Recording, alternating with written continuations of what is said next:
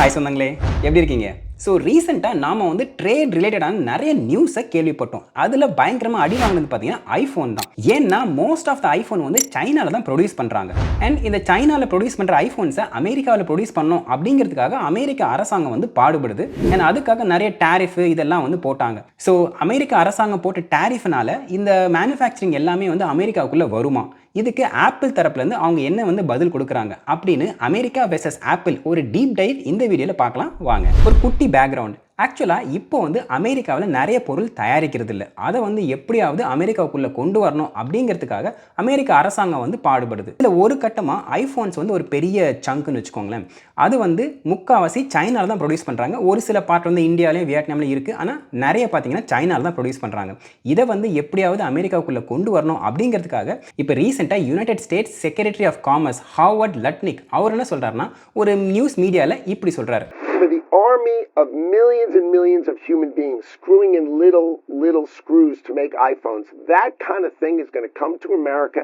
அதாவது ஐஃபோன்ஸ் வந்து எல்லாம் அந்த எலக்ட்ரிக்கல் டிவிஷனாக இருக்கட்டும், மெக்கானிக்கல் டிவிஷனாக இருக்கட்டும், அந்த எல்லா பார்ட்ஸ் அசம்பிள் பண்ணுறது, ஸ்க்ரூ டைட் பண்ணுறது, இது எல்லாமே வந்து அமெரிக்காவுக்குள்ளே வரப்போகுது. ஒரு பெரிய ரெவல்யூஷன் இருக்க போகுது அப்படிங்கிற மாதிரி அந்த நியூஸ் மீடியாவுக்கு அவர் சொல்கிறாரு.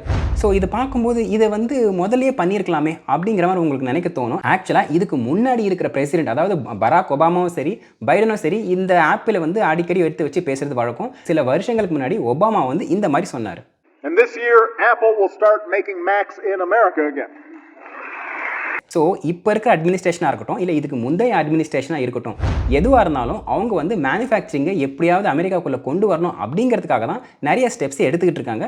அண்ட் இது வந்து ஐஃபோனுக்கு மட்டும் பொருந்தாது. ஆனால் இந்த வீடியோட கான்டெக்ட்ஸ்க்கு நம்ம வந்து ஐஃபோனை மட்டும் வச்சு பேசுவோம். ஸோ இப்போது இருக்கிற ட்ரேட் கான்ஃப்ளிக்ட் சைனாவோட மற்ற வேர்ல்டோட இதெல்லாம் எதுக்கு அப்படின்னு பார்த்தீங்கன்னா, ஆக்சுவலாக பேசிக்காக அமெரிக்கா என்ன பண்ண ட்ரை பண்ணுதுன்னு பார்த்தீங்கன்னா, ப்ராடர் பெர்ஸ்பெக்டிவ் இதை பார்க்கணுன்னா டொமஸ்டிக் ப்ராடக்ட்டை பூஸ்ட் பண்ணுறதுக்கும் அண்ட் ஃபாரின் ரிலையன்ஸ், அதாவது சைனா மாதிரியான கண்ட்ரி மேலே மேனுஃபேக்சரிங்கில் அந்த அளவுக்கு நம்ம வந்து ரிலை பண்ணாமல் இருக்கணும், அதை வந்து குறைக்கணும் அப்படிங்கிறதுக்காக தான் இது எல்லா ஸ்டெப்ஸும் இப்போ இருக்கிற அமெரிக்க அரசாங்கம் எடுத்துக்கிட்டு இருக்கு. சரி, இப்போது இதுக்கு ஆப்பிள் சைட்லேருந்து அந்த கம்பெனி என்ன வந்து பதில் சொல்கிறாங்க அப்படின்னு பார்த்தீங்கன்னா, இது இன்னைக்கு நேற்று நடக்கிற பிரச்சனை கிடையாது. ஆனால் இப்போ இது ட்ரம்ப் கொண்டு வந்த பிரச்சனையும் கிடையாது. இது ஆக்சுவலாக ரொம்ப வருஷமாகவே இந்த பிரச்சனை நடந்துகிட்டு இருக்கு.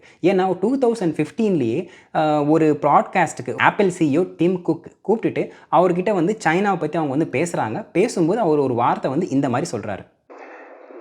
The popular conception is that companies come to China because of low labor cost. I'm not sure what part of China they go to, but the truth is China stopped being the low labor cost country many years ago is because of the skill and the quantity of skill in one location and the type of skill it is. Like in the US you could have a meeting of tooling engineers and I'm not sure we could fill the room. In China you could fill multiple football fields. சீப்புங்கிறதுக்காக நாங்கள் வந்து சைனாவுக்கு போனோம் அப்படின்னு தான் நிறைய பேர் நினைக்கிறாங்க. ஆனால் நாங்கள் சீப்புக்காக சைனாவுக்கு போகலை. ஏன்னா இங்கே இருக்கிற இன்ஃப்ராஸ்ட்ரக்சரோ, சப்ளை செயின் மேனேஜ்மெண்ட்டோ, இங்கே இருக்கிற அந்த ஒர்க் ஃபோர்ஸும், இல்லை அந்த டூல், அவர் குறிப்பாக சொல்கிறது பார்த்திங்கன்னா, அதை பண்ணணும் அப்படின்னா அமெரிக்காவில் வந்து எல்லாரும் வாங்க அப்படின்னு நான் கூப்பிட்டா ஒரு ரூம்குள்ளேயே அடக்கிடலாம். ஆனால் இதுவே நான் சைனாவில் கூப்பிட்டா 4-5 ஃபுட்பால் ஸ்டேடியம் அளவுக்கு தேவைப்படும் அப்படிங்கிற மாதிரி அவர் வந்து சொல்கிறாரு. ஸோ இதுக்காக தான் ஆப்பிளுக்கு வந்து அவ்வளோ பெரிய இன்ஃப்ராஸ்ட்ரக்சர் தேவைப்படுது. ஒரு ஃபோன்ஸை வந்து மேனுஃபேக்சர் பண்ணணும், ஒரு வருஷத்துக்கு வந்து இத்தனை 1000 ஃபோன்ஸை நாங்கள் மேனுஃபேக்சர் பண்ணணும் அப்படின்னா அத்தனை ஃபாஸ்ட்டாக பண்ணணும், அவ்வளோ குறிப்பிட்ட டைமுக்குள்ளே பண்ணணும்னா இவ்வளோ பெரிய இன்ஃப்ராஸ்ட்ரக்சர் இருக்கணும். அந்த ஆப்பிள் எதிர்பார்க்குற அளவுக்கு இன்ஃப்ராஸ்ட்ரக்சர் வந்து அமெரிக்காவில் இல்லை அப்படிங்கிறது தான் அவரோட ஒரு மெயின் பாயிண்ட்டாக இருக்குது. பாஸ் என்ன பாஸ் பேசுகிறீங்க? அமெரிக்கா வந்து நிலாவுக்கே போயிட்டாங்க. அவங்கக்கிட்ட வந்து ஒரு 2 போர்டையும் 4 ஸ்க்ரூவும் டைட் பண்ணுறதுக்கு வந்து ஒரு ஒர்க் ஃபோர்ஸ் இருக்காதா அப்படிங்கிற மாதிரி நம்ம எல்லாருக்கும் ஒரு கேள்வி வரும். ஆக்சுவலாக இதை வந்து ப்ரொஃபஷனலாக எஸ்டிமேட் பண்ணுற ஒருத்தர் என்ன சொல்கிறாருன்னா, 3 வருஷம் $30 பில்லியன் செலவு பண்ண ஆப்பிளோட 10% இன்ஃப்ராஸ்ட்ரக்சரை சைனாலேருந்து அமெரிக்காவுக்கு கொண்டு வர முடியும் அப்படின்னு சொல்கிறாரு. அது கூட பார்த்தீங்கன்னா 10% $30 பில்லியன் செலவு பண்ணும். அண்ட் இதுக்கு டைமும் வந்து 3 வருஷம் ஆகும் அப்படின்றது அவரோட கணிப்பாக இருக்குது. சரிப்பா, எவ்வளோ செலவானாலும் பரவாயில்ல, அமெரிக்காவோட நல்லதுக்கு ஏதாவது எவ்வளோ விஷயங்களை செலவு பண்ணுறோம். இந்த மாதிரி செலவு பண்ணால் என்ன, ஃபஸ்ட்டு வந்து ஐஃபோன் இங்கே வந்துருச்சுன்னா அதுக்கப்புறம் எல்லா கம்பெனியும் அதோட மாடலாக வச்சு எல்லாம் வந்துருவாங்க, அமெரிக்காவுக்கு நல்லது தானே அப்படிங்கிற மாதிரி ஒரு பெர்ஸ்பெக்டிவில் யோசிச்சு நம்ம வந்து கொண்டு வரோம்னு வச்சுக்கோங்களேன். அதுக்கப்புறம் அவர் வந்து இப்படி சொல்கிறாரு. In Asia, if you like $3,500 iPhones, we should build them in New Jersey. If you like $1,000 iPhones, you build them in China. And I think ஆக்சுவலாக அமெரிக்காவில் வந்து பில்டு பண்ணணும் அப்படின்னா ஒரு ஐஃபோன் வந்து $3500 வரைக்கும் ஆகும் அப்படிங்கிறது அவரோட எஸ்டிமேட்டாக இருக்குது. அதே ஐஃபோனை சைனாவில் மேனுஃபேக்சர் பண்ணுற மாதிரி இருந்துச்சுன்னா அது வந்து $1000 வந்துடும் அப்படின்னு அவர் சொல்கிறாரு. சரி, இந்த ப்ரைஸ் பாயிண்ட் வந்து ஒரு பர்ஸ்பெக்டிவ்க்கு ஒரு ஓரமாக இருக்கட்டும், $3500 ஆக போகுதுன்றது ஒரு ஓரமாக இருக்கட்டும். இப்போது வேற ஒரு ஆங்கிளில் பார்க்கலாம் அப்படின்னு பார்த்தா இங்கே என்ன சொல்கிறாங்கன்னா, ஆப்பிள் வந்து மேனுஃபேக்சர் பண்ணுறதுக்கு இப்போ கரண்ட்டாக சைனாவில் பார்த்தீங்கன்னா இதுக்குன்னே வந்து ஒரு 5 லட்சம் பேர் வந்து வேலை பார்க்குறாங்க. மொத்தமாக இருக்கிற எல்லா யூனிட்டும் சேர்த்து எல்லாமே சேர்த்து ஒரு வருஷத்தில் வந்து 5 லட்சம் பேர் வந்து இதுக்கு வேலை பார்க்குறாங்க. அவ்வளோ வந்து கிட்டத்தட்ட அவ்வளோ தேவைப்படுது அப்படின்னு ஒரு எஸ்டிமேட் சொல்லுது. அவங்க என்ன பண்ணுறாங்கன்னா, ஒரு பெர்ஸ்பெக்டிவ்க்கு 5 லட்சம் பேர் எவ்வளோன்னு பார்த்தீங்கன்னா, இப்போது அமெரிக்காவில் பாஸ்டன் சிட்டி எடுத்துப்போம். சே ஃபார் எக்ஸாம்பிள் நம்ம சின்ன வயசில் படிச்சிருப்போம் இல்லையா, பாஸ்டன் டீ பார்ட்டின்னு, அந்த சிட்டி எடுத்துப்போம். அந்த சிட்டியில் கிட்டத்தட்ட வந்து 5 லட்சம் பேர் கொஞ்சம் மேலே இருக்கிறாங்க. ஸோ ஒரு பெர்ஸ்பெக்டிவ்க்கு அந்த பாஸ்டன் சிட்டியில் இருக்க எல்லாருமே அவங்க பண்ணுற வேலையை அப்படியே நிறுத்திட்டு அவங்க வந்து ஐஃபோன் அசெம்பிள் பண்ண ஆரம்பிக்கணும். ஸோ அந்த அளவுக்கு மேன் பவர் வந்து ஒரு ஐஃபோனை ஒரு வருஷத்துக்கு தயாரிக்கிறதுக்கு தேவைப்படும் அப்படிங்கிறது அவங்களோட கணிப்பாக இருக்குது. ஸோ நீங்கள் முதலே வீடியோவில் பார்த்துருப்பீங்க, ஒபாமாவாக இருந்தாலும் சரி இல்லை இப்போ இருக்க ட்ரம்ப் அட்மினிஸ்ட்ரேஷனாக இருந்தாலும் சரி, 2 பார்ட்டிக்காரங்களுமே ஃபஸ்ட்டு எதுவாக இருந்தாலும் இந்த ஐஃபோன்ஸ் தான் டார்கெட் பண்ணி அவங்க பேச ஆரம்பிக்கிறாங்க. அவங்க வந்து டேரெக்டாக வந்து எல்லா மீடியாக்களையும் சரி, அவங்க வந்து காங்கிரஸ்க்கு அட்ரஸ் பண்ணும்போது சரி, ஐஃபோனை வந்து ஒரு எக்ஸாம்பிளாக எடுத்து வச்சு பேச ஆரம்பிக்கிறாங்க. அது ஏன் அப்படின்னு பார்த்தீங்கன்னா, இந்த சார்ட்டை பாருங்கள், இது வந்து யூஎஸ் மார்க்கெட்டோட டோட்டல் மார்க்கெட் கேபிட்டலைசேஷன். இதில் பார்த்தீங்கன்னா ஆப்பிள் வந்து ஒரு பெரிய சங்கே இருக்குது. ஸோ இதை இப்போ ஷார்ட்டாக எப்படி இதை எடுத்துக்கலான்னு பார்த்தீங்கன்னா, ஒரு கம்பெனி எவ்வளோ பெருசு அப்படின்னு இங்கே இருக்க அந்த பாக்ஸை வந்து காமிச்சு கொடுத்துரும். பெருசாக பாக்ஸ் இருந்துச்சுன்னா அந்த கம்பெனி வந்து அவ்வளோ பெருசுன்னு அர்த்தம், சின்ன பாக்ஸ் அந்த கம்பெனி வந்து சின்னது அப்படின்னு அர்த்தம். போன வருஷம் ஒரு பாயிண்ட் ஆஃப் டைமில் ஆப்பிளோட ஜிடிபி வந்து $3 trillion வந்து கிட்டத்தட்ட ரீச் பண்ணுச்சு. $3 trillion அப்படிங்கிறது ஒரு சில கண்ட்ரியோட ஜிடிபியை விட அதிகம். சே ஃபார் எக்ஸாம்பிள் நீங்கள் ஃப்ரான்ஸ் எடுத்துக்கோங்களேன். ஃப்ரான்ஸோட ஜிடிபி வந்து 2024 3.1 இருந்துச்சு. ஆக்சுவலாக விச் மீன்ஸ் தட் ஃப்ரான்ஸ் ஒரு வருஷத்தில் எந்த அளவுக்கு வந்து அவங்க ஏர்ன் பண்ணாங்களோ, எந்த அளவுக்கு அவங்க ஜிடிபி ப்ரொடியூஸ் பண்ணாங்களோ அதுக்கு ஈக்குவலாக ஆப்பிள் வந்து ஒரு கட்டத்தில் இருந்துச்சு. ஸோ அவ்வளோ பெரிய கம்பெனி.